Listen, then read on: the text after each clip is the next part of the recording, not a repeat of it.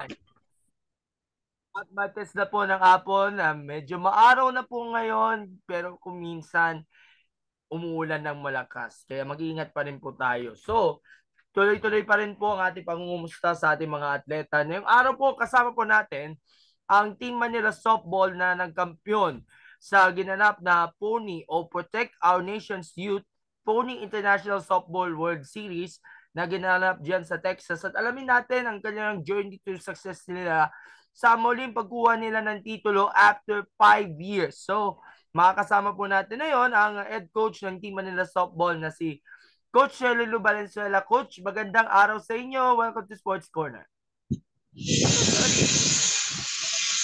Magandang araw po. Lipat po kami kasi medyo maingay po pala. Oo nga, medyo maingay sa ngayon eh. So, kailangan lumipat na muna ng location. Alam natin may construction dyan eh. Lumipat kami. Saglit lang po Okay, para take two. So, awang inaayos po natin yung lokasyon natin, yung dalawa nating guest. Okay? This is live. This is we recorded po ito. Kasi alam natin, may construction din pala dyan sa amin. Kaya tingnan mo naman, nakatiklop yung aming kisame. Siyempre, pinalitan ng aming cortina. So, Ma'am Shella Lou, pati ka naman sa ating manonood. Take two tayo. Okay, so okay, magandang hapon po sa inyong lahat. Ako po si Sherry Valenzuela, head coach po ng Pony World Series. And ako naman po si Mary Jane Libaton, team captain po ng Team Manila Philippines. Alright, so bati ka, Mary Jane, sa ating mga viewers natin. Good afternoon po sa inyong lahat. Thank you po sa panonood. Alright. Nabati po namin sa Talisay City. Okay, so Talisay. Alright, thank you so much ulit sa pagsama sa amin ngayong hapon na ito kahit medyo magulo lang yung panimula natin dahil sa ingay na yun ng construction. Pero nagagalak tayo at meron pa tayong kupunan sa softball na nagwagi ng titulo sa international stage. 1 of 2. Kasi nag-champion yung Bago City sa Little League and of course ang ating Blue Girls nagkaroon ng successful stint even though hindi tayo nagka-podium dun sa World Cup ang ating Blue Girls team natin. Pero bago yan, kamusta na po kayo? Alam ko, last August 2, nakauwi na kayo sa ating bansa. Bit-bit ninyo ang titulo. So, makikumusta muna tayo sa inyo. Coach, how are you feeling right now? Siyempre po, sobrang proud po at masaya po kami dahil sa sobrang hirap po namin na pumunta dito. Still po, yung mga bata hindi sumuko, lumapit pa rin po hanggang sa huli kahit na sobrang hirap po at muntik na kami hindi matuloy pumunta po dito. Parang gano'n. Mary Jane. Sobrang happy din po kasi lahat po ng pinagkita po namin nagbunga din po. Super great po.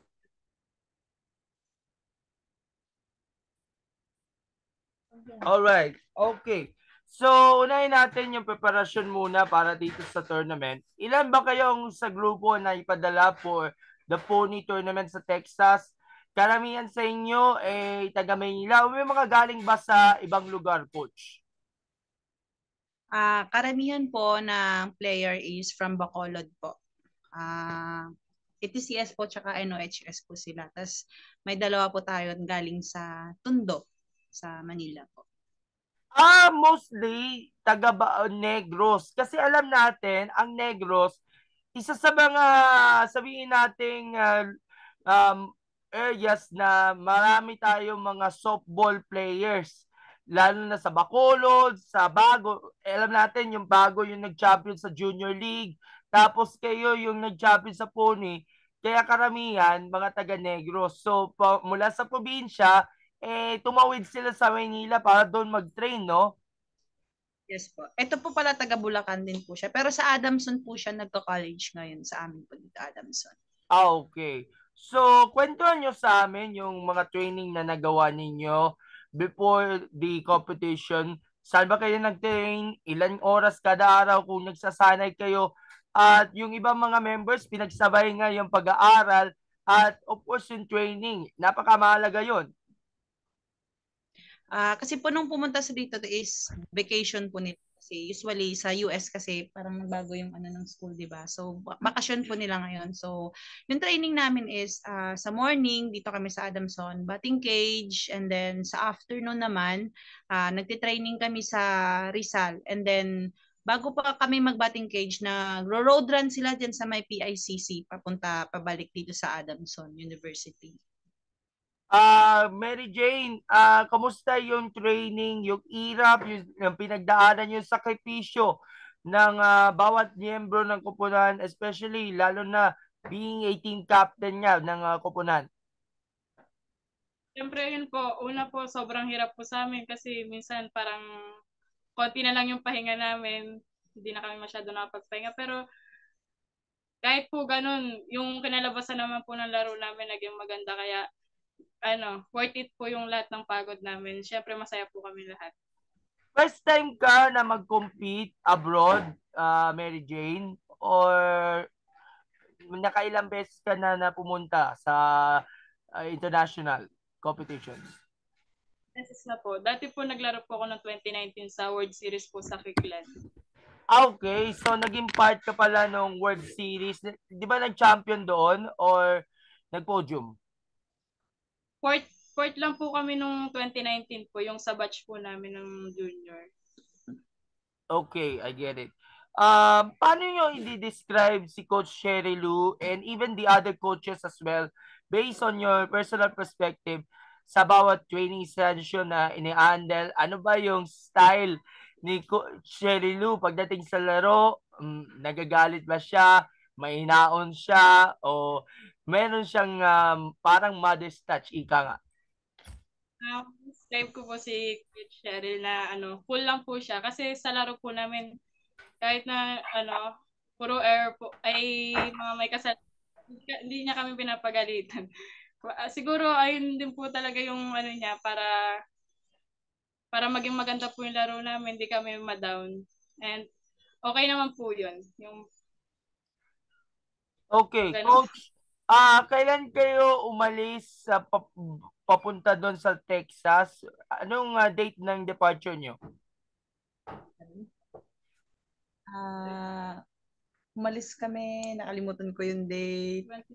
July? Umalis kami ng tapos nagstay kami ng Cali for 2 days, nag-training kami doon. And then after nun, nag-via bus kami papuntang Texas for almost 35 hours. Ayun. So, nagkaroon ba kayo ng mga last training, yung mga field training o tune-up games para ma-adjust sa weather at sa field na gagamitin? Actually, nagstay kami sa California ng 2 days para pagdating ng Texas is hindi sila ma-jet lag at hindi sila mahirapan sa kasi umaga dito, no, gabi doon. So, para hindi sila parang inaantok pagdating ng game. So, parang yun yung pinaka-adjustment nila sa weather na yung 2 days na stay namin sa California. So, nag-training lang kami doon kasi wala kami nakitang maka-tune up game and walang masyadong field. So, yun, nagti-training lang kami doon, morning and afternoon. Okay. So, tournament sweep ang nakuha ninyo in the whole competition. Ang ilan sa mga nakarap nyo doon sa pool play, yung mga iba't ibang teams from US. So, kayo lang yung nag-iisang outside US na kupunan doon. Amang ilan sa mga nakalaban nyo ay Nitro, ang Mustang, ang STX, Gladiatrix.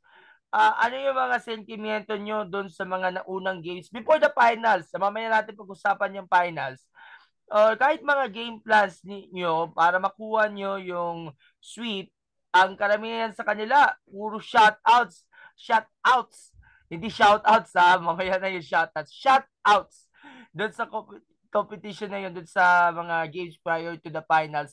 Your sentiments and your assessment nga doon sa mga prior matches. Okay, so well, actually, sa mga unang games namin bago ng championship, hindi kami nagkampante kasi sa bracket is 28 teams kami. So, hindi pwede na matalo ka kahit isang beses. Kasi pag natalo ka ng isang beses, apakahirap na umangat. So, sinisigurado namin every game na manalo kami. One at a time lang. Parang ganun nangyari. So, hindi talaga kami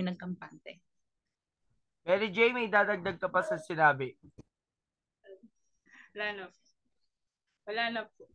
Okay, yung assessment nyo dun sa mga naunang matches, medyo may pagkahiyata si Mary Jane, no? Yung assessment nyo po dun sa mga matches na yun bago yung finals. Alos kalamihan ay sweep eh. Oo.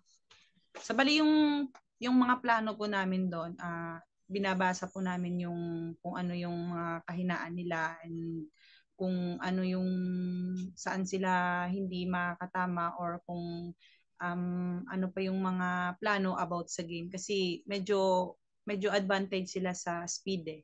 So doon ginagamit namin para manalo kami. Oh, okay. So, coach, may mga strategies na nagawa ninyo para payuhan mo yung mga players na manatili yung focus nila sa game at yung goal natin ay ma-maintain natin para manalo. Kahit alam natin, lumalakas din ang mga kalaban at may kahinaan din yung mga galaw nila which is eventually lahat sila tiklop sa alam natin, powerhouse talaga ang Pilipinas doon lalo na sa pag-pitch, sa pag-ikot o sa pagbato ng bola. So ano po, yung strategy na ginagawa is una, hindi sila kunyari gagala, hindi sila masyad pinagbabawalan namin ganon. Tapos wala silang cellphone, ganon. So about sa ano naman, may curfew yung tulog nila para ready sila. Tapos kapag ka nagkakamali sila, hindi ko na sila masyadong sinisigawan kasi pag sinisigawan sila, nanghihina sila eh. So mahinahon na talaga yung sinasabi hanggang sa makabalik sila sa game on nila. And then, ang nakaharap nyo sa finals ay ang kupunan na mula sa Denton, Texas, yung Glory Adkins BR. Ang score doon sa finals ay 6-0 at nagwagi kayo and eventually nakuha muli ang Pilipino. Kwenta nyo sa amin yung nangyari dyan sa finals and what goes to your mind noong nag-champion na kayo? Okay po, yung pumasok po sa isip namin, syempre napakahirap po kasi hindi po sila pwedeng biruin eh kasi malakas po sila pumalo eh as in yung first batter, second batter, third batter nila talagang may mga palo. Yung strategy namin doon, binasa namin kung saan talaga sila hindi nakakatama na sa papukol ng pitcher kasi nahirapan din kami kasi yung pitcher namin is parang sumakit yung kamay niya so medyo kinakabahan ako. Buti na lang sumasama sila at nahirapan sila sa outside pitch ng pitcher namin. At syempre, sobrang saya namin kahit papano, kahit gaano kahirap manalo, still nakuha pa rin at hindi sila talaga sumuko.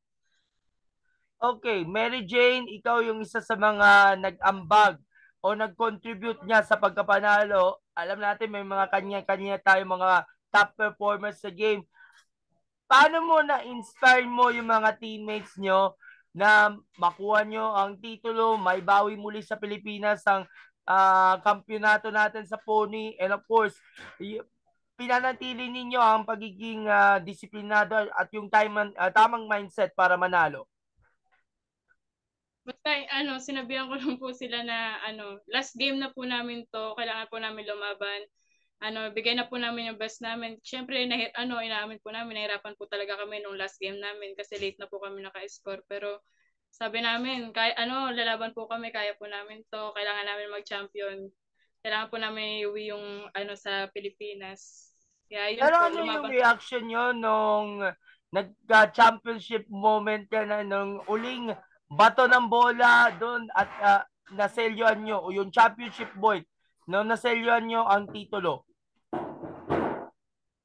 Siyempre parang na hugutan ng tinik yung aking puso kasi siyempre kinakabahan din ako at sobrang saya ko dahil nanalo kami.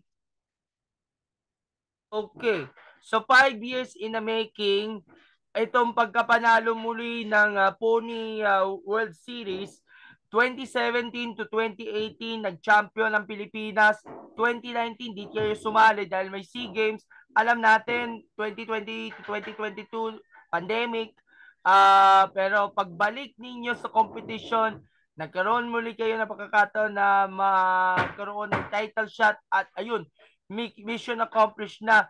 Pero nung 2017 na 2018, ikaw din ba yung nag-coach? O iba? Nakasama Pero yung head coach po nun is si Ana Maria Santiago. Si Coach Dahil Ana.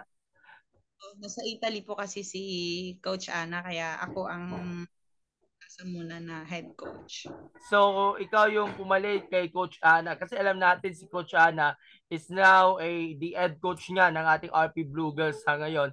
At ikaw yung pinagkatiwala niya sa iyo ang head coaching position ng Team Manila. Nakakapanibago eh. Ako po yung inano nila. Kasi matagal na din po akong head coach ni Ate Ann. Okay. Kumusta ang pagtanggap ng Pinoy community dyan sa Texas? And even yung mga sponsors, mga benefactors, lalo na yung suporta ng City Government of Manila, yung Manila Sports Council, si Mayor Ani Lacuna, pati na rin yung mga taga-Talisay na pinanggalingan ng karamihan sa mga players natin. Balita ako, after ng tournament, nagkaroon kayo ng pagkakataon na malibot yung Disneyland. Sponsor po ni Tita Lucy tsaka ni Tita Lilican. Sila po yung alumni po ng Adamson University. Every year po, kada punta po namin, parang ina-accommodate po kami nila. Pinapapunta po kanila sa Disneyland, Universal Studios, mga ganun po. Lahat po ng mga bata. Mary Jane, ano yung naramdaman mo nung nakapagpasyal ka sa Disneyland kasama mga teammates mo? Siyempre po, sobrang saya kasi hindi mo akalain na mapupuntahan po namin yon sa siyempre sobrang sikat po nun Disneyland tsaka Universal Studio. Na po kami, siyempre sobrang saya po namin lahat na hindi po namin makakalimutan yung experience po na yon. Imagine, pinangarap mo lang talaga na makalibot sa isang malakihang theme park. Pero ngayon lang natupad because of course nanalo kayo sa title and dahil na rin sa kabutihang loob ng mga sponsors and even yung Filipino community dyan sa Virginia na sa bawat laro napanood nila yung ating kupunan and of course nakikicheer sila, nagbitbit pa sila ng watawat ng Pilipinas in every competition. Talagang ramdam na ramdam ang pagmamahal niya at suporta na binigay ng ating kupunan doon, Coach. Oo, kasi tapos binibigyan pa kami nila ng food kasi wala kaming food dun sa Texas eh. Yung food namin is nagluluto kami sa loob ng room. Nagdadala kami ng rice cooker nung kami nagluluto. At nagpapasalamat kami dun sa Filipino community sa Texas kasi dahil sa kanila hindi nahirapan kasi yung mga bata naghahanap talaga ng kanin eh. Kanin talaga is life sa kanila. Okay. Anong susunod para sa inyo? Maybe one day yung mga bata natin na sumali dyan sa Pony, I'm sure maglalaro sila sa college and hopefully in few years time baka ma-recruit sa wala na? Narinig nyo ba ako? O baka nakamute ka? Hindi ko po kayo naririnig. Pasok na lang po ulit. Okay. Kaya na. Okay, so ulitin ko yung question natin. Anong susunod para sa inyo? Maybe one day yung mga bata natin na nakita natin dun sa Pony, I'm sure maglalaro sila sa college. Although may ilan na naglalaro na sa iba't ibang team sa UAP, sa NCAA, at iba pang mga collegiate schools. And hopefully in few years time, ma-recruit din yan ng ating RP Blue Girls sa mga international competitions, especially sa World Cup. Opo, sana nga po pagsisipagan po nila at magkaroon sila ng inspirasyon para makapasok at makapaglaro sa World Cup at makapasok sa national team. Sana sipagan pa nila ang pagtitraining. Mary Jane, currently nag-enroll ka na sa Adamson, di ba?